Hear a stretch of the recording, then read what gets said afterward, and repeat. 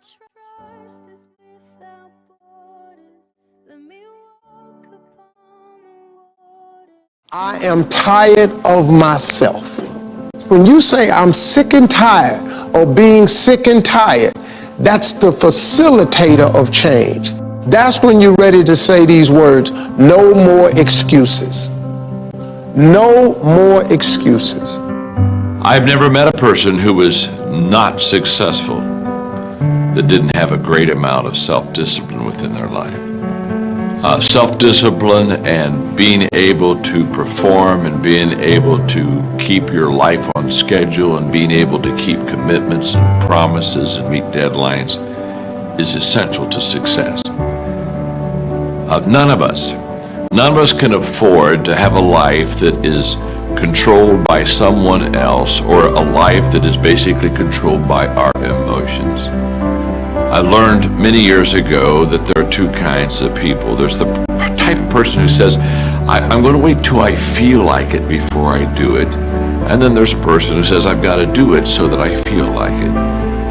One will never get anything done because they're still waiting to feel the moment to move, and the other person says, no, I need to move, and then I will begin to feel the moment. Sonia, self-discipline is essential in your life and in my life if we're going to get things done.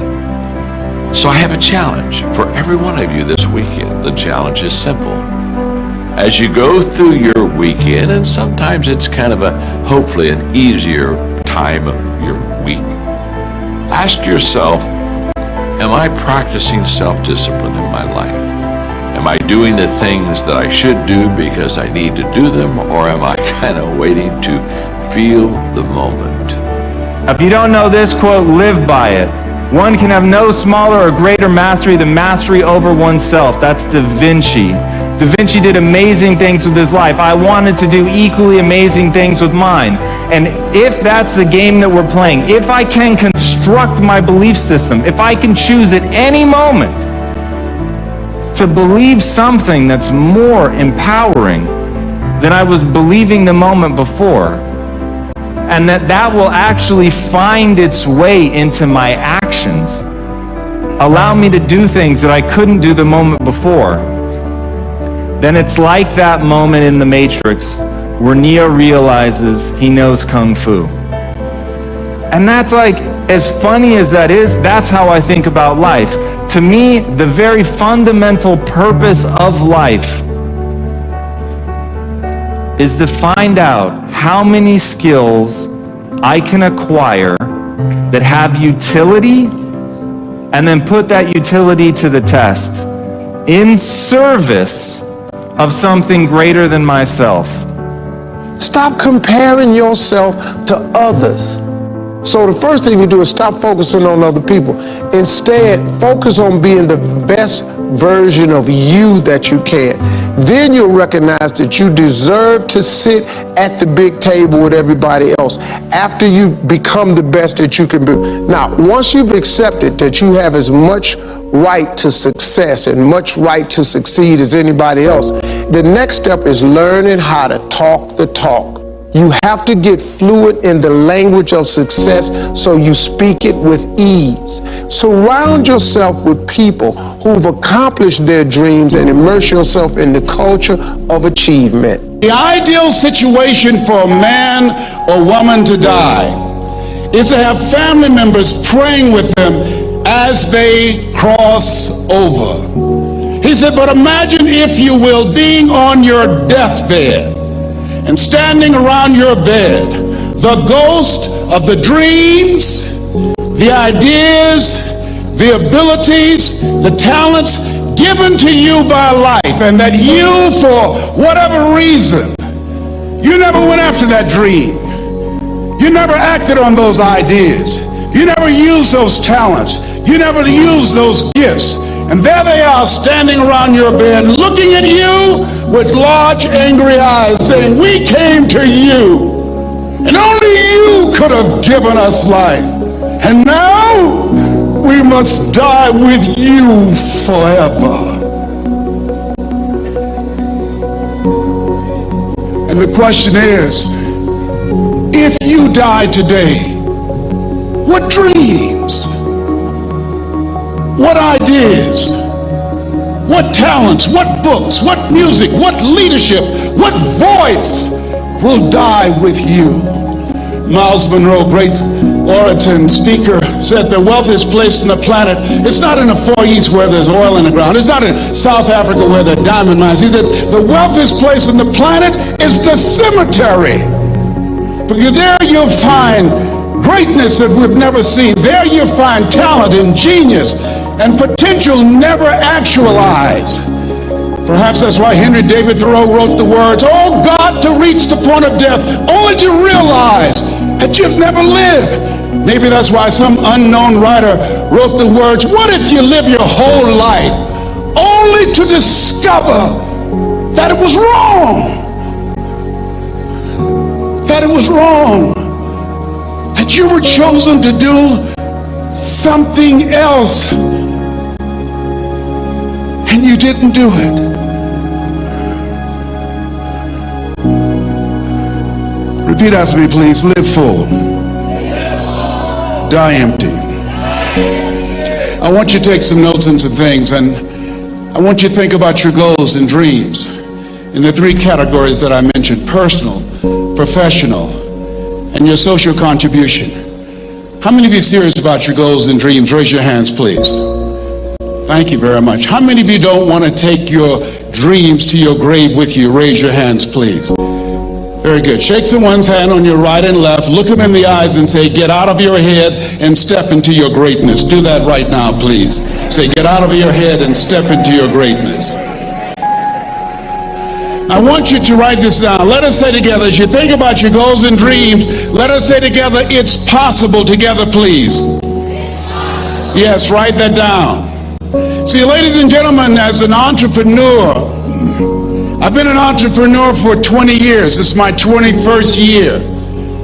I could have been speaking and training for 34 years.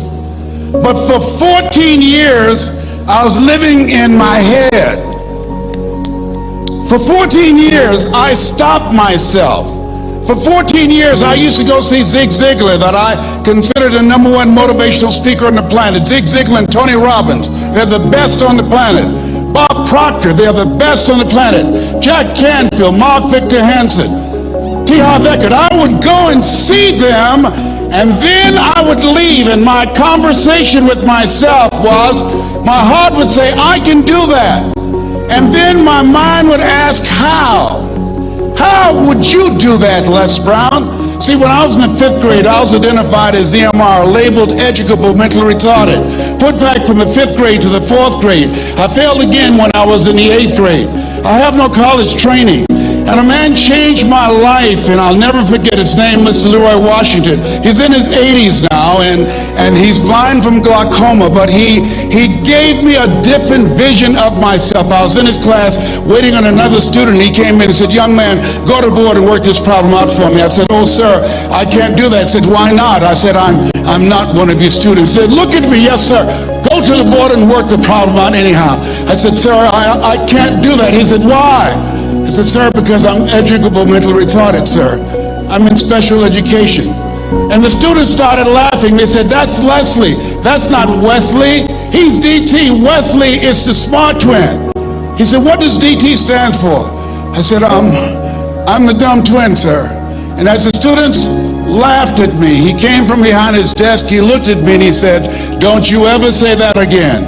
Someone's opinion of you does not have to become your reality."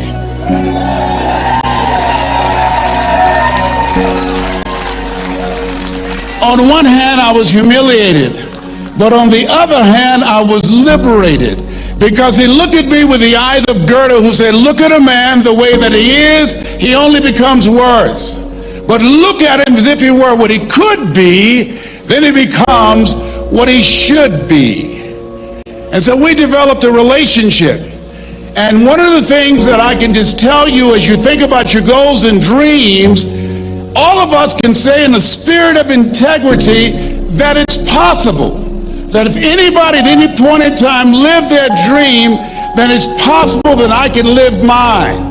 And what I did was, I made a mistake. I looked at my goals and dreams, and my mind said, how will you do that? I went from my heart to my mind, and I stayed up there for 14 years. 14 years. I can't bring those 14 years back. Those years are gone. And I've made a mission in my life to help people to stop putting it off and procrastinating. How many ever thought about something you wanted to do and you procrastinated, you talked yourself out of it? Raise your hand, please. There's a proverb that says, if there's no enemy within, the enemy outside can do us no harm. And so, as you look at your goals and dreams, every day we must convince ourselves, we must sell ourselves on that it's possible. Every seminar, every workshop, every book that I've ever read, every speaker that I've ever heard, it interrupted what I was believing about myself. Everything that you do, everything matters. As you go through each day, I know now as I look back at age 63, looking at my life, everything matters. T. Harvey's right. How you do anything is how you do everything. And I realized that the choices I was making was based upon how I saw myself. Let us say together, it's necessary. Write that down. It's necessary as you look at your goals and your dreams, it's necessary that you have a strategy and a game plan to change the story that you believe about yourself. And that's an ongoing process. I've discovered, and many people have, that what we do, what we accomplish, what we produce is a result of the story we believe about ourselves. My favorite book says, be ye not conformed to this world, be ye transformed by the renewing of your mind. And so as I began to work on myself, I realized that I'm getting out of one story and stepping into another story. As I become aware of some things, there's still some things I'm not aware of. So I'm still growing, I'm still developing. I'm like the lady who said, Lord, I ain't what I want to be, ain't what I'm going to be, but thank God I sure ain't what I was. But I realized that you have to work on yourself on a regular basis, and write this down, for mental mindset. For mental mindset and stamina. Because things are going to happen to you. I believe that the reason that most people go to their graves with their talents and abilities and skills in them is because of the fact, number one, many are like me. They didn't know that they didn't know and thought they knew. I thought I knew myself, and I really didn't know myself as well as I thought. I've discovered that sometimes people can take you to a place within yourself that you can't go by yourself. The other reason is I was afraid. I never worked for a major corporation. I wanted to speak for corporations. I was afraid I would be exposed because I don't have a college education. I felt inferior because of the fact that I don't have a college education. I allowed that level of fear of failure to stop me. And because I never had an experience in it, I assumed that I could not do it. I was paralyzing myself by believing and assuming the limited part of myself as opposed to believing that I had something special. You have something special. There's something you want to do. Because you don't know how to do it doesn't mean that you can't learn. I like something that I heard. You don't have to be great to get started, but you have to get started to be great. Repeat after me, please. Leap and grow your wings on the way down. See, the people that will live their dreams, the 2% that will do that, these are, and write this down, become a risk taker. They're risk takers. They don't mind failing. They don't mind making mistakes. They're willing to take life on, take life in the collar. This, God said, if you're not willing to risk, you cannot grow. And if you cannot grow, you cannot become your best. And if you cannot become your best, you can't be happy. And if you can't be happy, then what else is there? I like what Helen Keller said. She said, life is short and unpredictable. Eat the dessert first.